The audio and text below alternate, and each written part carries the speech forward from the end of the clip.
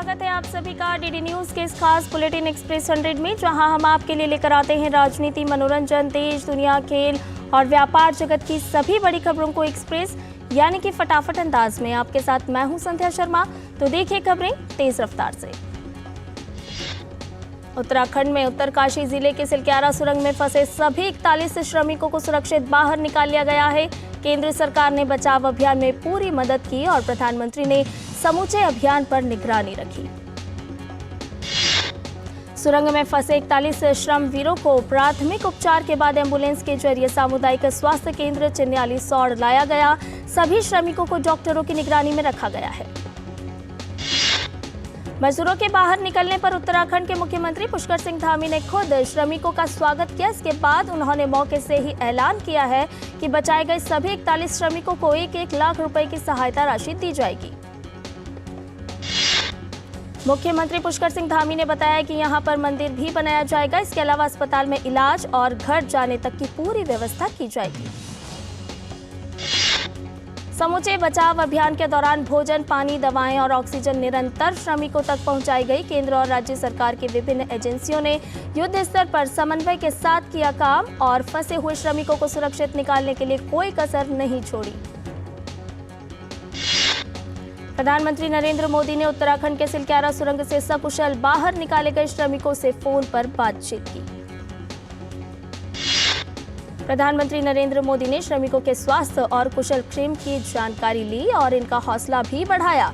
वहीं बचाव अभियान के लिए श्रमवीरों ने प्रधानमंत्री नरेंद्र मोदी का आभार जताया। इससे पहले प्रधानमंत्री ने उत्तराखंड के मुख्यमंत्री पुष्कर सिंह धामी से बात कर श्रमिकों को सुरंग से निकाले जाने के बाद उनके लिए की गई व्यवस्थाओं की जानकारी ली। राष्ट्रपति द्रौपदी मुर्मू ने उत्तराखंड के सिलक्यारा सुरंग में फंसे सभी 41 श्रमिकों को सुरक्षित निकाले जाने पर प्रसन्नता व्यक्त की है। सोशल मीडिया के माध्यम से राष्ट्रपति ने कहा कि बचाव प्रयास को बाधाओं का सामना करना पड़ा, जिसके कारण 17 दिनों से अधिक तक मजदूरों को पीड़ा सहनी पड़ी। यह मानव सहन शक्ति का एक प्रमाण है। राष्ट्रपति ने एक बेहद कठिन बचाव अभियान को सफलतापूर्वक पूरा करने के लिए बचाव दल और विशेषज्ञों के दृढ़ निश्चय और साहस की भी सराहना की।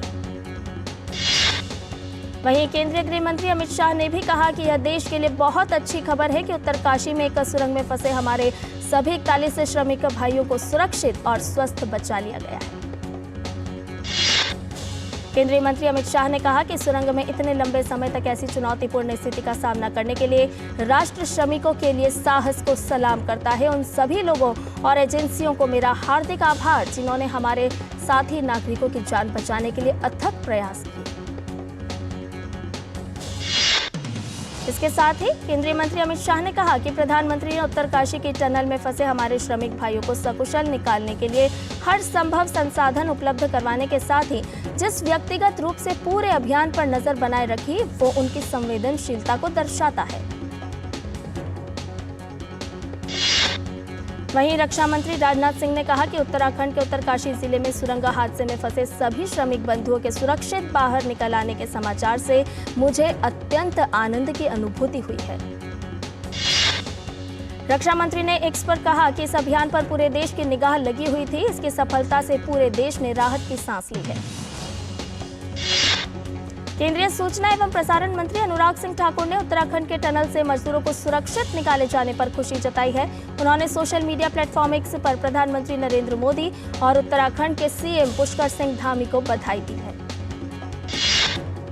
केंद्रीय सड़क परिवहन एवं राजमार्ग मंत्री नितिन गडकरी ने कहा कि प्रधानमंत्री कार्यालय के मार्गदर्शन में भारत की सभी एजेंसी, उत्तराखंड की सरकार और वहां के स्थानीय जनता और सब लोगों ने रात दिन मेहनत की है। इसके बाद ये सफलता मिली है। विदेश मंत्री डॉक्टर एस जयशंकर ने सुरंग में फंसे श्रमिकों को बचाने के लिए अथक प्रयास करने वाले सभी लोगों का हृदय से आभार जताया। केंद्रीय मंत्री जनरल वीके सिंह ने कहा कि जिसकी भी हमें जरूरत पड़ी वह प्रधानमंत्री ने मुहैया करवाई। जितने साधन जुटाए गए हैं, इतने साधन किसी और ऑपरेशन के लिए नहीं जुटाए गए होंगे। वहीं एनडीआरएफ डीआईजी ने कहा कि फंसे हुए 41 श्रमिकों को बचाना अपने आप में एक चुनौती थी। अंतिम हस्तक्षेप एनडीआरएफ और एसडीआरएफ का संयुक्त अभियान था। बचाव अभियान में कई एजेंसियां शामिल थीं। उचित समन्वय के कारण यह ऑपरेशन सफलतापूर्वक हुआ। पीएमओ के पूर्व सलाहकार भास्कर खुल्बे ने इस जीत का श्रेय पूरे भारत को दिया। उन्होंने कहा कि प्रधानमंत्री का पूरा आशीर्वाद साथ रहा। सिलक्यारा सुरंग के अंदर फंसे 41 श्रमिकों को सफलतापूर्वक बचाए जाने के बाद बचाव अभियान में लगे एनडीआरएफ कर्मियों ने जश्न मनाया। असम के कोकराझार में उत्तरकाशी के सिलक्यारा सुरंग में बचाए गए श्रमिकों में से एक श्रमिक रामप्रसाद नरजारी के परिवार के सदस्यों ने जश्न मनाया। पश्चिम बंगाल के कूच बिहार में सुरंग से बचाए गए श्रमिकों में से एक श्रमिक के परिवार ने उनके सफलतापूर्वक बचाए जाने की सूचना मिलने के बाद जश्न मनाया। श्रमिकों की सुरक्षित वापसी पर विश्व भर से बधाइयों का तांता लगा। नॉर्वेजियन दूत से उत्तराखंड में फंसे श्रमिकों को बचाने की सराहना की। सुरक्षित निकाले गए श्रमिकों में से 2 श्रमिक उत्तराखंड राज्य के भी हैं। 17 दिन बाद सुरंग के बाहर आने की खुशी में इनके घर में दीपावली का पर्व बड़ी धूमधाम से मनाया गया। वहीं बॉलीवुड अभिनेता अक्षय कुमार ने भी खुशी जताई है। उन्होंने बचाव दल के प्रत्येक सदस्य को सलाम किया और लिखा कि उन्होंने कमाल कर दिया। यह एक नया भारत है और हम सभी बहुत गर्व महसूस करते हैं। तेलंगाना में कल प्रचार के आखिरी दिन सभी दलों ने लगाया जोर। 119 सीटों पर कल मतदान होगा। वहीं हैदराबाद में आज और कल बंद शिक्षण संस्थान रहेंगे। केंद्रीय गृह मंत्री अमित शाह कोलकाता में भाजपा की विशाल रैली को संबोधित करेंगे। ममता सरकार ने इस रैली की इजाजत नहीं दी थी, लेकिन हाईकोर्ट से इसकी अनुमति मिल गई है।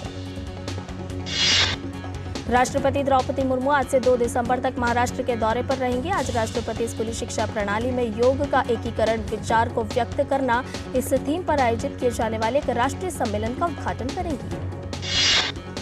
इसके अलावा आज शाम राष्ट्रपति खड़गवासला में राष्ट्रपति के सम्मान में रात्रि भोज में शामिल होंगे। कल राष्ट्रपति खड़गवासला में राष्ट्रीय रक्षा अकादमी के 145वें कोर्स की पासिंग आउट परेड की समीक्षा करेंगे। राष्ट्रपति आगामी 5वीं बटालियन की एक इमारत की आधारशिला भी रखेंगे। प्रधानमंत्री नरेंद्र मोदी कल वीडियो कॉन्फ्रेंसिंग के माध्यम से 51,000 से अधिक युवाओं को रोजगार मेले के जरिए नियुक्ति पत्र वितरित करेंगे। इस अवसर पर प्रधानमंत्री नवनियुक्त युवाओं को संबोधित भी करेंगे। रोजगार मेला देश भर में 37 स्थानों पर आयोजित किया जाएगा। नियुक्ति पत्र पाने वालों को विभिन्न सरकारी मंत्रालयों और विभागों में नियुक्त किया जाएगा। राष्ट्रपति द्रौपदी मुर्मू को अपना नया मतदाता पहचान पत्र प्राप्त हुआ है। दिल्ली के मुख्य निर्वाचन अधिकारी पी कृष्णमूर्ति ने राष्ट्रपति भवन में राष्ट्रपति को उनका नया मतदाता पहचान पत्र सौंपा। संयुक्त राष्ट्र महासभा में भारत की प्रतिनिधि रुचिरा कंबोज ने इजराइल फिलिस्तीन मुद्दे पर भारत का पक्ष स्पष्ट किया। उन्होंने फिलिस्तीन के लोगों को मानवीय सहायता देने की भी बात कही।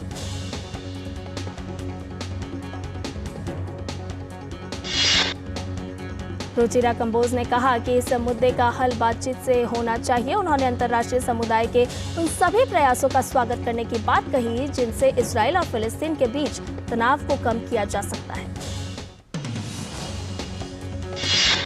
विश्व के सबसे प्रतिष्ठित फिल्म उत्सवों में शुमार भारत के अंतर्राष्ट्रीय फिल्म महोत्सव के 54वें संस्करण का कल समापन हो गया। गोवा के श्यामा प्रसाद मुखर्जी स्टेडियम में इफ्फी 2023 के 54वें सत्र का समापन यादगार रहा। और बुलेटिन में फिलहाल रुकने एक छोटे से ब्रेक के लिए जल्द हाजिर होंगे। आप बने रहिए डीडी न्यूज के साथ। साल बरस और सदी नहीं, एक युग गुजर जाएगा। उम्र न पूछो वंडर की, जब फर्क नजर आएगा। वंडर सीमेंट, फर्क नजर आएगा। सिर्फ 4 दीवारों का मतलब घर नहीं होता। घर तो अपनों से बनता है, अपनों के सपनों से बनता है। हम तो बस आपका साथ निभाते हैं। आप ही तो हैं जो मकान को घर बनाते हैं। SBI होम लोन्स, मकान को घर बनाने के सफर में हमेशा आपका हमसफर। पता है इन्वेस्टर्स के लिए एक इन्वेस्टर प्रोटेक्शन फंड होता है IPF। लेकिन अगर तुम्हारा ट्रेड एक्सचेंज पर एग्जीक्यूट नहीं हुआ या फिर कोई गारंटीड रिटर्न्स वाली स्कीम है तो ये IPF आपकी मदद नहीं कर सकता है। और अगर आपका ब्रोकर ही डिफॉल्टर बन जाए तो फिर IPF आपको कॉम्पेंसेशन दिला सकता है। कहाँ से सीखा? NSE की साइट पर। समझकर इन्वेस्ट कर। और ब्रेक के बाद एक्सप्रेस 100 में आपका एक बार फिर से स्वागत है। आइए बाकी की खबरों को जान लेते हैं फटाफट अंदाज में। इस मौके पर विश्व विख्यात अभिनेता और निर्माता माइकल डगलस को सत्यजीत रे लाइफ टाइम अचीवमेंट अवार्ड से नवाजा गया। वहीं अब्बास अमीनी की फारसी भाषा की फिल्म एंडलेस बॉर्डर्स ने सर्वश्रेष्ठ फिल्म का गोल्डन पिकॉक पुरस्कार जीता। सरकार ने दिल्ली और राष्ट्रीय राजधानी क्षेत्र में graded response action plan grab चरण 3 के प्रतिबंध को हटा दिया है। यह फैसला समूचे NCR क्षेत्र में हल्की वर्षा के कारण वायु गुणवत्ता में सुधार को देखते हुए किया गया है। दिल्ली के पंजाबी बाग इलाके समेत कई जगहों पर धुंध की परत छाई हुई है। राजधानी में वायु प्रदूषण का स्तर 284 दर्ज किया गया है, जो खराब श्रेणी में है। प्रदूषित हवा से श्वास लेने में लोगों को परेशानी हो रही है। सार्वजनिक क्षेत्र के कैनरा बैंक को अपनी अनुषंगी कैनबैक फैक्टर्स लिमिटेड में हिस्सेदारी बेचने के लिए भारतीय रिजर्व बैंक से मंजूरी मिल गई है। कैनरा बैंक ने शेयर बाजार को दी गई एक सूचना में कहा कि उसकी गैर सूचीबद्ध इकाई कैनबैक फैक्टर्स लिमिटेड में हिस्सेदारी बेचने के लिए उसे RBI से स्वीकृति मिल गई है। फिलहाल उसके पास 70% हिस्सेदारी है। Aster DM health care company ने यह जानकारी दी है कि भारत और खाड़ी देशों में अपने कारोबार को अलग करेगी। एस्टर DM हेल्थ केयर ने कहा कि उसे भारत और GCC के कारोबार को 2 अलग और एकल संस्थाओं में अलग करने के लिए अपने निदेशक मंडल और अनुषंगी company affinity holdings private limited से मंजूरी मिल गई है। JSW स्टील ने JSW Ispat special products limited पर भारतीय रिजर्व बैंक द्वारा लगाए गए लगभग 2.79 लाख रुपए के जुर्माने का भुगतान कर दिया है।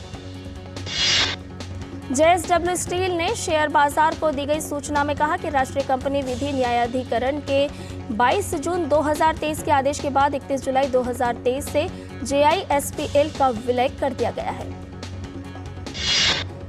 ड्रोन विनिर्माता गरुड़ एरोस्पेस ने नागर विमानन महानिदेशालय के माध्यम श्रेणी में ड्रोन के लिए सेकंड टाइप प्रमाण पत्र हासिल कर लिया है। गरुड़ एरोस्पेस कंपनी के संस्थापक और मुख्य कार्यपालक अधिकारी अग्निश्वर जयप्रकाश ने कहा कि मध्यम श्रेणी के ड्रोन के लिए मिला यह प्रमाण पत्र गरुड़ एरोस्पेस को विकास और विस्तार की नई ऊंचाइयों पर ले जाने में एक महत्वपूर्ण कदम है। उद्योग विशेषज्ञों ने जानकारी दी कि देश का औषधि कारोबार वर्ष 2030 तक 130 अरब डॉलर से अधिक का हो सकता है। इसका कारण बाजार में बढ़ रहे अवसर और विदेशों में बढ़ती मांग है।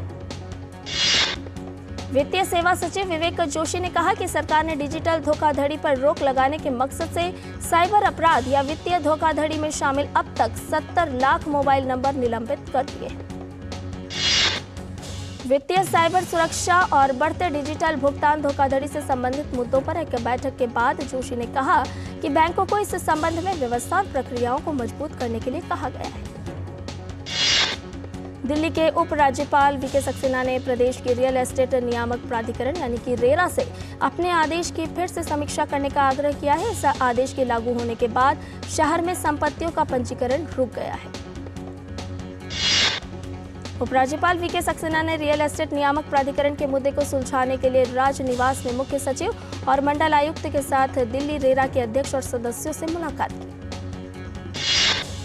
दिल्ली हाईकोर्ट ने भारत के पूर्व MD और को-फाउंडर अशनीर ग्रोवर पर भारत पे के बारे में अनुचित पोस्ट साझा करने के लिए 2 लाख का जुर्माना लगाया है। केंद्रीय ऊर्जा मंत्री RK सिंह ने कहा कि 13,000 मेगावाट की कुल उत्पादन क्षमता वाली 13 निर्माणाधीन जल विद्युत परियोजनाएं अरुणाचल प्रदेश में लगभग 1.4 लाख करोड़ रुपए का निवेश लाएंगी। इजराइल और हमास के बीच संघर्ष विराम के 5वें दिन 12 बंधक को रिहा किया गया। इजराइल के सुरक्षा बल ने रेड क्रॉस के सामने उनकी रिहाई की पुष्टि की है। इजराइल ने भी 30 फिलिस्तीनी लोगों को अपनी कैद से मुक्त कर दिया। 12 बंधकों में 10 इजरायली नागरिक और 2 थाईलैंड के हैं। इजराइल और हमास के बीच बंधकों की रिहाई के लिए समझौता हुआ है। समझौते के तहत इजराइल जेल में बंद फिलिस्तीनी लोगों को छोड़ेगा, जिसके बदले हमास इजरायली बंधकों को रिहा करेगा। पेरू के हुआनकायो शहर में बिजली का तूफान आया और जोरों से ओले बरसे, जिससे सड़कें नदियों में बदल गईं। अग्निशामक और लोग बाढ़ वाले घरों और स्कूलों से पानी निकालने का प्रयास कर रहे हैं। स्थानीय अधिकारियों के अनुसार बाढ़ से 10 से अधिक घर प्रभावित हुए और 5 नष्ट हो गए। पाकिस्तान के विदेश मंत्रालय ने अफगान राजनयिक मिशन के प्रमुख को तलब किया और कथित तौर पर उनके देश में छिपे एक प्रमुख आतंकवादी हाफिज गुल बहादुर के प्रत्यर्पण की मांग की। सेना ने कहा कि रविवार को खैबर पख्तूनख्वा के बन्नू इलाके में आत्मघाती हमले के लिए बहादुर का समूह जिम्मेदार था। हमले में 2 नागरिकों की मौत हो गई थी, जबकि सुरक्षा बलों के 3 जवानों सहित 10 अन्य व्यक्ति घायल हो गए। पाकिस्तान के पंजाब प्रांत में अज्ञात कार सवारों ने एक बस पर अंधाधुंध गोलीबारी की, जिसमें एक कॉलेज की 2 छात्राएं गंभीर रूप से घायल हो गई, पुलिस ने जानकारी दी है। प्राचीन यूनानी मूर्तियों एल्गिन मार्बल्स को वापस करने की मांग को लेकर उपजे विवाद के बीच ब्रिटेन के प्रधानमंत्री ऋषि सुनक ने देश की यात्रा पर आए यूनान के अपने समकक्ष किरियाकोस मित्सोताकिस के साथ अपनी प्रस्तावित मुलाकात को कथित रूप से रद्द कर दिया है। लंदन फॉर बिजनेस के भारतीय मूल के उप महापौर राजेश अग्रवाल ने आगामी आम चुनाव में लेस्टर से संसदीय चुनाव लड़ने पर अपना ध्यान केंद्रित करने के लिए अपने पद से इस्तीफा दे दिया है। राजेश को हाल ही में लेस्टर ईस्टर्न निर्वाचन क्षेत्र से लेबर पार्टी के उम्मीदवार के रूप में चुना गया था। पर्यटन क्षेत्र को बढ़ावा देने के मकसद से श्रीलंका ने भारत समेत 6 देशों के नागरिकों को मुफ्त पर्यटक वीजा की सुविधा देने की नीति लागू कर दी है। इससे भारतीय पर्यटकों श्रीलंका जाने वाला सबसे बड़ा समूह को तत्काल मुफ्त पर्यटक वीजा मिल सकेगा।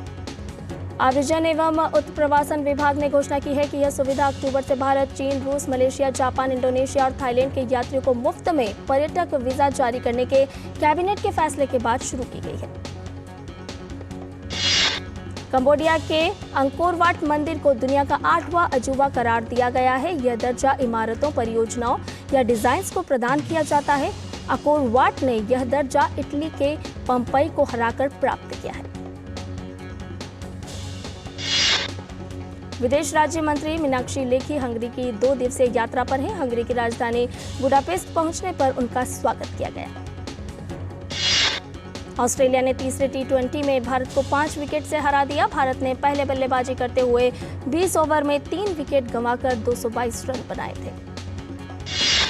वहीं भारत द्वारा दिए गए 223 रन के लक्ष्य को ऑस्ट्रेलिया ने आखिरी गेंद पर लक्ष्य हासिल कर लिया। ऑस्ट्रेलिया के लिए मैक्सवेल ने 48 गेंदों में 104 रनों की नाबाद पारी खेलते हुए आखिरी गेंद पर चौका जड़कर टीम को जीत दिलाई। तीसरे मैच में हार के बाद 5 मैचों की इस सीरीज में भारतीय टीम अभी भी 2-1 से आगे है। दोनों टीमों के बीच चौथा T20 1 दिसंबर को खेला जाएगा। तीसरे T20 मुकाबले में ऋतुराज गायकवाड़ ने तूफानी शतकीय पारी खेलने में सफलता पाई। ऋतुराज ने 57 गेंद पर 123 रन बनाए। उन्होंने अपनी पारी में 13 चौके और 7 छक्के लगाए। एशियाई पैरा खेलों में 2 स्वर्ण और 1 रजत पदक जीतने वाली पैरा तीरंदाज शीतल देवी विश्व की नंबर 1 तीरंदाज बन गई हैं। विश्व तीरंदाजी संघ ने कंपाउंड महिला ओपन एकल रैंकिंग में शीतल देवी को विश्व का नंबर 1 तीरंदाज बनाया है। हाल ही में शीतल देवी को एशिया की सर्वश्रेष्ठ युवा एथलीट भी चुना गया था। एशियाई पैरालंपिक समिति ने रियाद में उन्हें एशिया के इस प्रतिष्ठित पुरस्कार से सम्मानित किया था। शीतल के अलावा सरिता छठे, राकेश तीसरे स्थान पर है। कंपाउंड पुरुष में अभिषेक वर्मा तीसरे, ओजस देवतले चौथे, प्रथमेश जवाहर छठे स्थान पर है। महिला वर्ग में ज्योति सुरेखा चौथे, अदिति गोपीचंद 7वें स्थान पर है। पंजाब ने हॉकी इंडिया सीनियर पुरुष राष्ट्रीय चैंपियनशिप का खिताब जीत लिया है। फाइनल में पंजाब ने हरियाणा को हराने में सफलता पाई। पंजाब ने 13वीं बार राष्ट्रीय चैंपियनशिप का खिताब जीता है। और बुलेटिन में फिलहाल रुक रहे एक छोटे से ब्रेक के लिए जल्द हाजिर होंगे।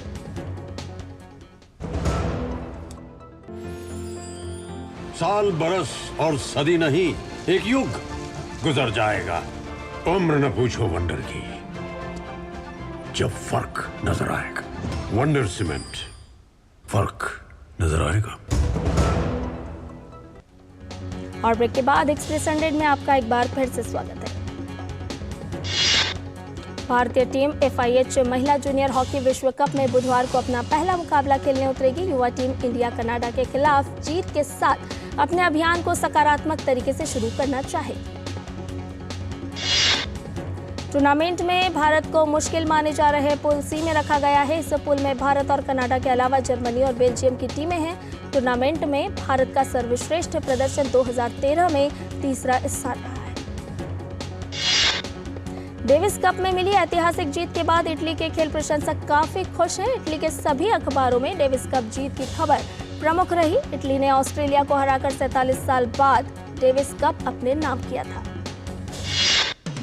शुक्रवार को यूएफए नेशंस लीग में स्पेन की राष्ट्रीय महिला फुटबॉल टीम का सामना इटली से होगा। स्पेन की टीम लीग ए ग्रुप 4 में शीर्ष पर है। दूसरे स्थान पर चल रहे स्वीडन से उनके 5 अंक ज्यादा हैं।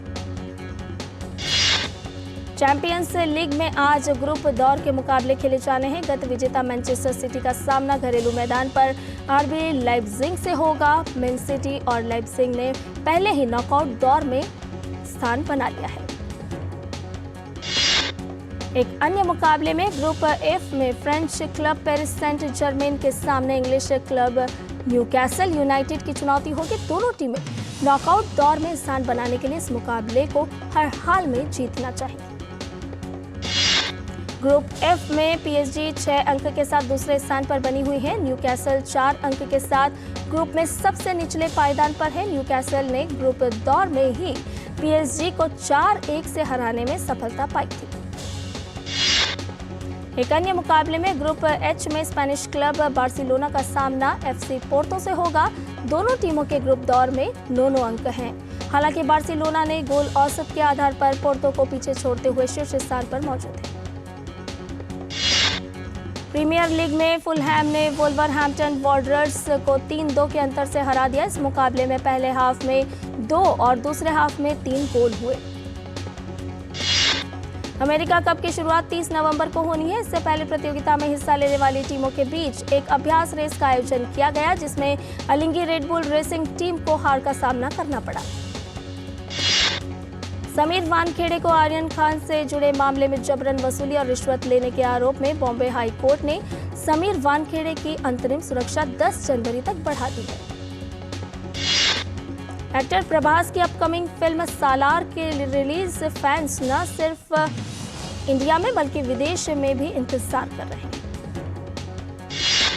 हैदराबाद के मल्ला रेड्डी कॉलेज ऑफ इंजीनियरिंग में एनिमल के प्री रिलीज में रणबीर और बॉबी ने अर्जुन वेली गाने पर किया दमदार डांस। पूर्व प्रधानमंत्री अटल बिहारी वाजपेयी की बायोपिक मैं अटल हूँ फिल्म के सिनेमाघरों में आने की तारीख की घोषणा कर दी गई है। यह फिल्म अगले साल 19 जनवरी को रिलीज होगी। सुपरस्टार शाहरुख खान की बेटी सुहाना खान जोया अख्तर की आगामी फिल्म द आर्टिस्ट से अपने अभिनय करियर की शुरुआत करने के लिए पूरी तरह से तैयार है। सुहाना ने द आर्टिस्ट के गीत जब तुम ना थे के साथ गायन की भी शुरुआत की है। सुहाना ने इंस्टाग्राम पर एक पोस्ट शेयर किया, जिसमें कैप्शन में उन्होंने लिखा, मैंने अपना पहला गाना गाया। बॉलीवुड के दमदार एक्टर रणदीप हुड्डा की शादी में सिर्फ एक दिन बचे हैं। शादी से पहले रणदीप हुड्डा की होने वाली पत्नी संग मंदिर में दर्शन के दौरान तस्वीरें और वीडियो सामने आई हैं। सलमान खान की starrer spy thriller film tiger 3 ने दुनिया भर में 450 करोड़ रुपए की कमाई के साथ रणबीर कपूर की फिल्म ब्रह्मास्त्र का रिकॉर्ड तोड़ दिया है। जवान में शाहरुख खान के साथ बॉलीवुड में अपनी शुरुआत के बाद नयनतारा अपनी आगामी film Annapoorani the goddess of food को लेकर सुर्खियों में बनी हुई है, क्योंकि अन्नपूर्णानी का ट्रेलर रिलीज हो चुका है। एक बार फिर अभिनेत्री अपनी नई फिल्म के साथ दर्शकों का ध्यान आकर्षित करने के लिए तैयार है, जहां वह एक महत्वाकांक्षी शेफ की भूमिका निभा रही हैं। फिल्म निर्माताओं ने अब प्रशंसकों का उत्साह बढ़ाने के लिए फिल्म का ट्रेलर रिलीज कर दिया है। और एक्सप्रेस न्यूज में फिलहाल इतना ही। हमें दीजिए इजाजत, लेकिन डीडी न्यूज पर खबरों का सिलसिला लगातार जारी है। नमस्कार।